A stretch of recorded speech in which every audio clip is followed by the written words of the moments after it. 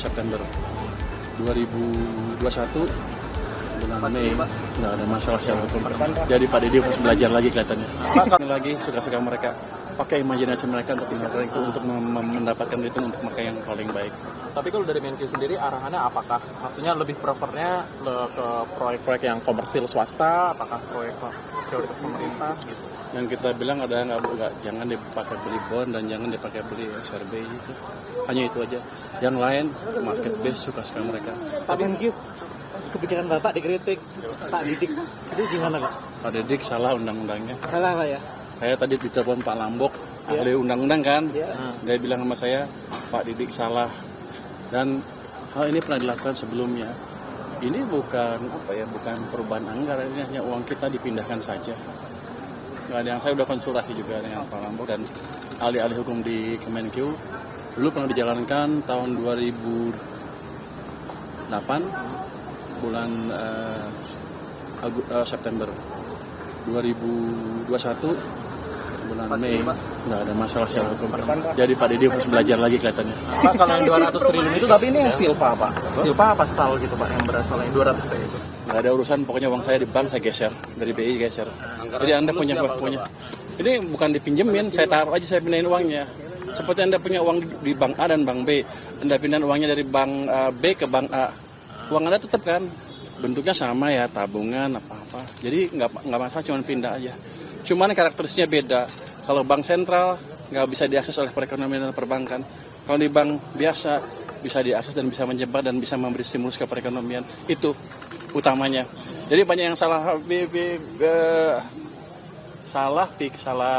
mengerti. Seolah-olah saya memakai SAL untuk pembangunan atau uangnya saya ambil untuk pembangunan tertentu. Tidak. Saya hanya memaksa perbankan berpikir secara profesional. Jadi saya memaksa market mekanisme berjalan dengan memberi uang tambahan ke mereka.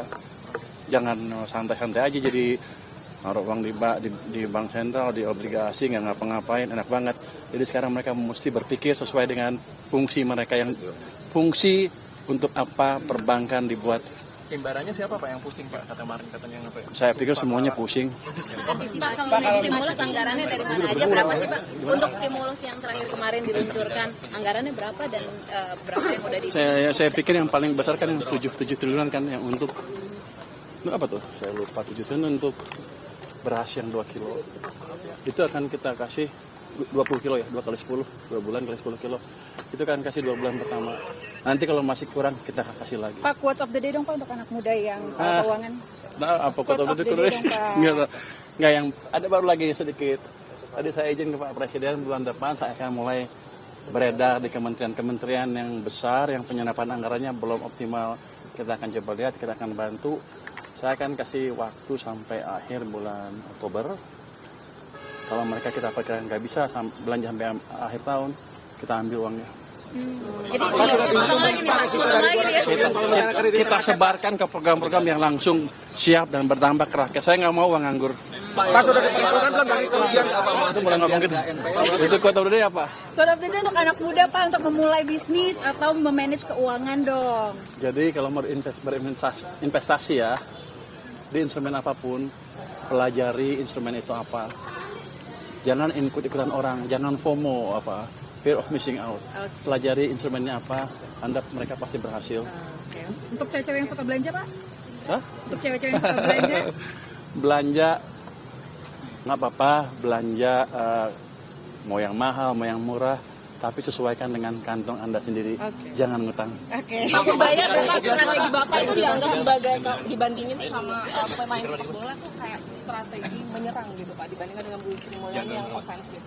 Defensif? Ya defensif, sorry. Saya nggak tahu, yang saya tahu beginilah cara menjalankan fiscal policy yang baik. Saya nggak pernah main bola juga, nggak jago. Mungkin kalau main saya ketinggalan terus, udah tua, nggak bisa. Tapi basically itu pada dasarnya itu. Ilmu fiskal yang wajar seperti ini. Ketika Anda punya, Anda sudah anggarkan, habisin. Kalau nggak berani ngabisin, jangan didesain, jangan direncanakan. Itu aja. Itu yang pastikan biar nggak NPL gimana Pak? Apa? Untuk memacu kredit biar nggak non-performing loan gimana Pak? Kan perbankan cukup pinter harusnya. Kalau mereka kasih pinjaman nggak hati-hati jadi NPL, ya harusnya mereka dipecat. Tapi Pak, masalahnya kan sekarang katanya demand-nya yang lagi rendah gitu. Demand kredit nih Pak. Kalau menurut Bapak gimana? Siapa bilang? Tahun 2000, Anda ada ekonomi yang bilang begitu kan?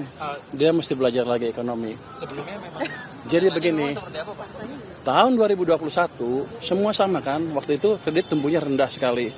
Semua orang bilang kita kredit nggak bisa tumbuh sebelum ekonominya membaik. Saya balik, Ternyata saya injek uang ke sistem dengan cara tertentu ya. Saya kan bukan menteri, bukan gubernur bank sentral, tapi kita injek uang ke sistem pada waktu bulan Mei 2021 cukup signifikan. M0 tumbuh double digit dalam hampir waktu yang hampir bersamaan, kredit juga tumbuh. Teorinya begini, kalau Anda tiba-tiba, ini berhubungan dengan opportunity cost of money. Kalau opportunity cost of money turun, bunga turun, uang ada dan uangnya ada misalnya, kan orang yang punya uang jadi nggak sayang belanja lagi. Kenapa? Loh, bunganya lebih kecil dari sebelumnya, gue habisin aja duit saya, kira-kira gitu. Sementara orang yang perusahaan yang mau ekspansi nggak takut lagi pinjam uang, kenapa? Bunganya lebih dari sebelumnya, ini kesempatan untuk berekspansi. Teorinya seperti di belakang layar, tapi empirisnya sudah kita perlihatkan di tahun 2021. Pada waktu itu kalau Anda rapat KSSK, mereka akan bilang ekonomi nggak bisa, kredit nggak bisa bagus karena ekonominya belum tumbuh. Saya bilang enak amat kerjanya kalau gitu. Regulator ngapain? Jadi kita balik waktu itu dan berhasil. Itu bukti yang nyata. optimis tahun ini bisa seperti itu lagi ya Pak? Saya nggak optimis, tapi biasanya perilaku dari sistem perekonomian nggak berubah.